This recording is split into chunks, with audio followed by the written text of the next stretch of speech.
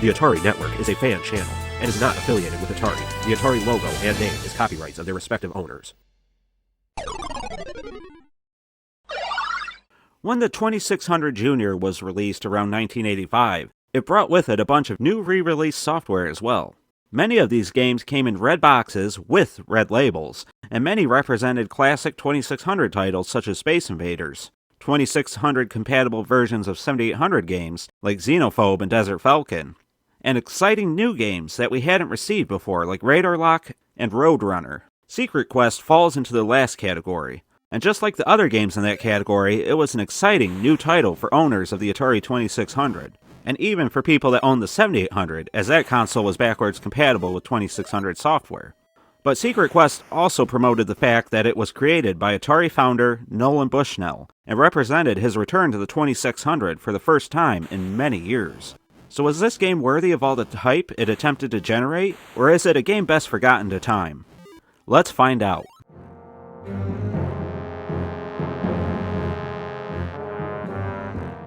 Upon powering the game on, you're greeted with a title screen, something that more and more later 2600 games had. But interestingly, you can also enter 2 letters to represent your initials, and not only did this provide some customization to the adventure, in an admittedly small way, but it also kept people from sharing passwords with one another to quickly complete the game. That's right, this 2600 game uses a password system, as the adventure is quite large and difficult.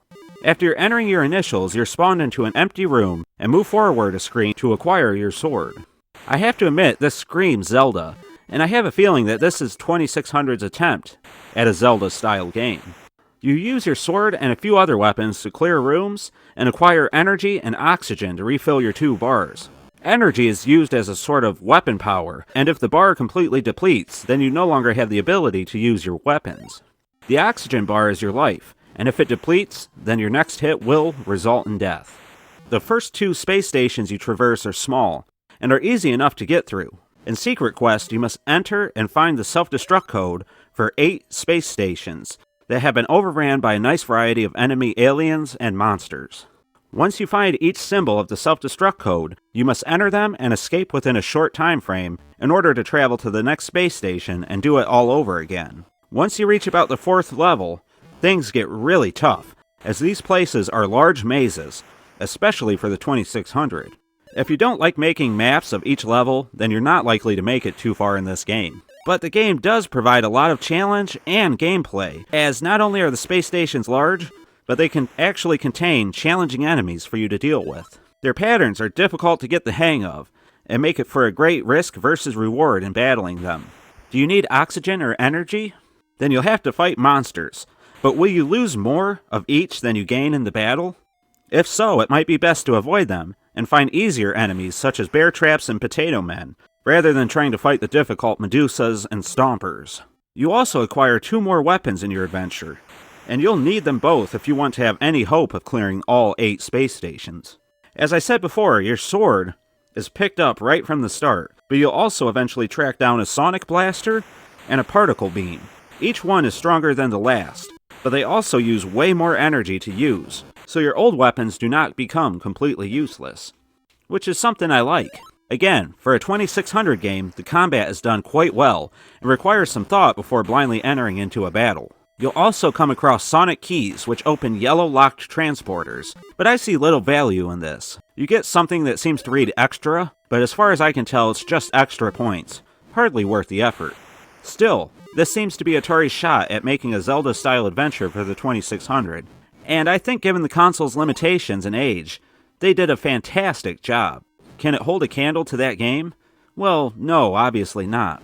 But the fact that they were able to pull off an intricate password system, giving you a large variety of levels complete with multiple floors each, and a large variety of enemies with different behaviors is extremely impressive. And it's so fitting that it's a space adventure, as the 2600 was the king of space games. Graphically, Secret Quest looks pretty good for a 2600 game. I like your little spaceman, it kinda reminds me just a little bit of Samus Aran. But each of the enemies are nicely detailed and are very distinct from one another. There are also booby traps around each level that drain you of your resources. And eventually you'll come across dragons that protect new rooms, and fire on you unless you know how to deal with them. The sound effects are minimal, and pretty much give you what you would expect from the console. Nothing special from the audio department, but nothing bad either. It works for what it is, but given how excellent the gameplay is, and how good the graphics are, it would have been nice to get something a little different, and a little more special from the audio as well. I think if you enjoyed previous adventure games on the 2600, you'll definitely like this one. But the good news is, if you found Adventure, Sword Quest, E.T., and Indiana Jones too archaic to play and enjoy, then I think Secret Quest will be modern enough and straightforward enough that you'll have a good time. There is a nice variety of items, enemies, and weapons, but they're also self-explanatory enough that you won't be scratching your head, wondering what the heck they are, or what they're supposed to do. Unfortunately, you're going to have to sit pretty close to the console, as they had to use some of the buttons on the thing to make it work properly. The 2600 uses a one-button joystick, and they needed to give you a way to access menus and change items, etc. But luckily, using the console's buttons doesn't take too long to learn, and it doesn't really feel too inconvenient either. I mean, it's a workaround, nothing more, nothing less. Secret Quest is probably one of the best adventures I played on the 2600 up to this point. That's why I'm going to give Secret Quest on the Atari 2600 4 Proline Controllers out of 5. It comes recommended as a large Zelda-style adventure for the 2600, with good-looking enemies and player sprites.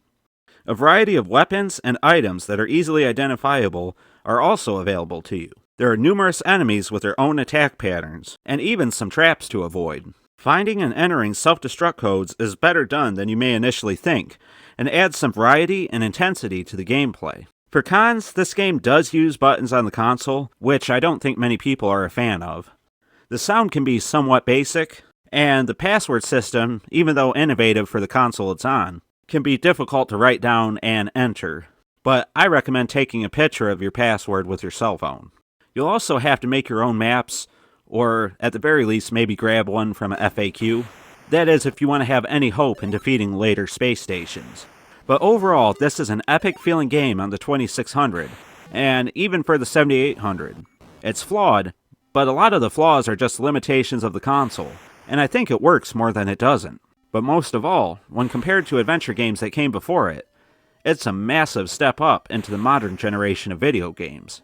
I honestly wish a 7800 version would have came out that used the second button on the Proline, beefed up the graphics a bit, and added some more content. But regardless, I'm glad we're able to experience it as it is. But what do you guys think? Do you agree with my assessment and score of the game? Or is it much worse than I say it is? Let me know down in the comments below.